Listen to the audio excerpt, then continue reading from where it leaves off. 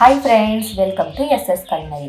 இன்றைக்கி நம்ம சேனலில் பார்க்கக்கூடிய ரெசிபி என்னென்னு பார்த்தீங்கன்னா, கிறிஸ்மஸ் ஸ்பெஷலாக ஒரு ஸ்நாக்ஸ் ரெசிபி தாங்க பார்க்க போகிறோம். அது என்னென்னு பார்க்குறதுக்கு முன்னாடி எங்களோட சேனலை நீங்கள் சப்ஸ்கிரைப் பண்ணலைன்னா மறக்காமல் பண்ணிடுங்க. அப்படியே பக்கத்தில் உள்ள பெல் பட்டனையும் கிளிக் பண்ணிடுங்க. இன்றைக்கி நம்ம கல்கனி எப்படி பண்ணலான்னு சொல்லி தான் பார்க்க போகிறோம். வாங்க பார்க்கலாம்.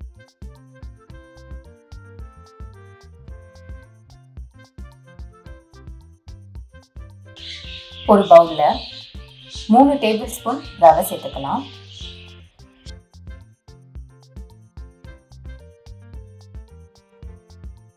இது கூட 3லேருந்து ஒரு 4 டேபிள் ஸ்பூன் தேங்காய் பால் சேர்த்துக்கலாம்.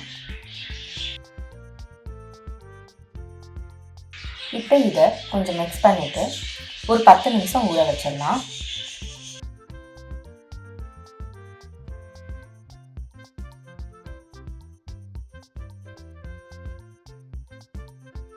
இப்போ 10 நிமிஷம் நல்லா ஊறிச்சு ரவை. இப்போது இது கூட 1 கப்பு மைதாவை சேர்த்துக்கலாம்.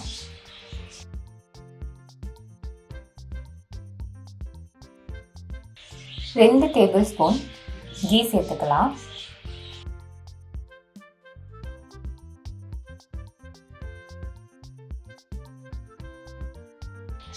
அரை கப்பு சுகர் பவுடரை சேர்த்துக்கலாம்.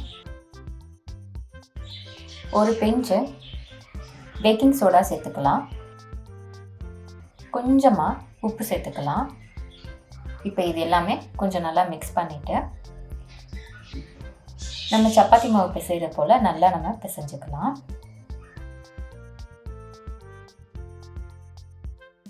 நம்ம ஆல்ரெடி இதில் தேங்காய் பால் சேர்த்துருக்கோம், அதுவே கரெக்டாக இருக்கும். சப்போஸ் நமக்கு தேவைப்பட்டுச்சுன்னா நம்ம 1 டேபிள் ஸ்பூன்லேருந்து 2 டேபிள் ஸ்பூன் தாராளமாக தேங்காய் பால் ஊற்றி நம்ம நல்லா பிசைஞ்சுக்கலாம்.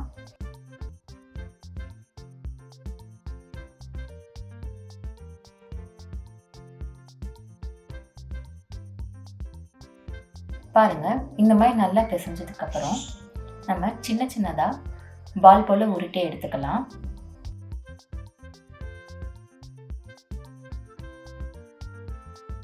எல்லா மாவுமே இந்த மாதிரி சின்ன சின்னதாக பால் போல் உருட்டி எடுத்துக்கலாம்.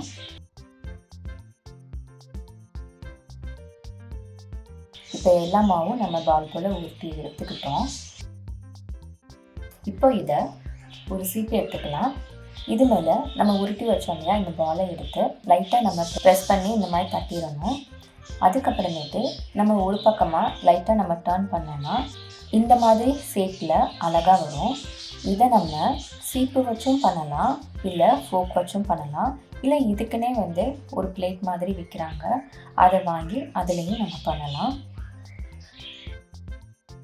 இப்போ நம்ம உருட்டி வச்ச மாவு எல்லாமே இதே மாதிரி செஞ்சு எடுத்துக்கலாம்.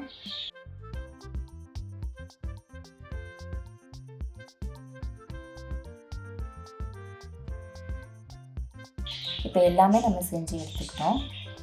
இப்போ ஒரு கடாயில் எண்ணெய் ஊற்றிட்டு எண்ணெய் சூடானதுக்கப்புறம் நம்ம சேவ் பண்ணி வச்சோம் இல்லையா, அது எல்லாமே கொஞ்சம் கொஞ்சமாக போட்டு நம்ம ஃப்ரை பண்ணி எடுத்துக்கலாம்.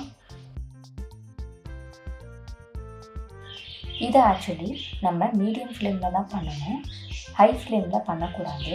நீங்கள் ஹை ஃப்ளேமில் பண்ணிங்கன்னா டக்குன்னு கருகிடும், உள்ளே நல்லாவே வெந்திருக்காது.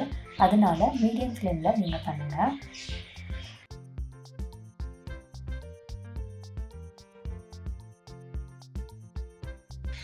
நல்ல கோல்டன் ப்ரௌன் கலரில் வர வரைக்கும் நம்ம ஃப்ரை பண்ணிவிட்டு எடுத்துடலாம்.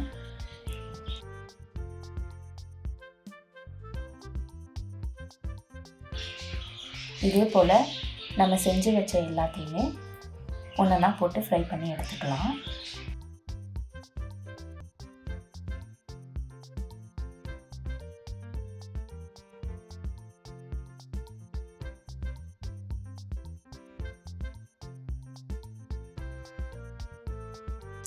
இப்போ நம்ம ஃப்ரை பண்ணி வச்ச எல்லாத்தையுமே ஒரு பிளேட்டில் மாற்றிடலாம். இதுக்கு மேலே சுகர் பவுடரை லைட்டாக நம்ம தூவி விடலாம்.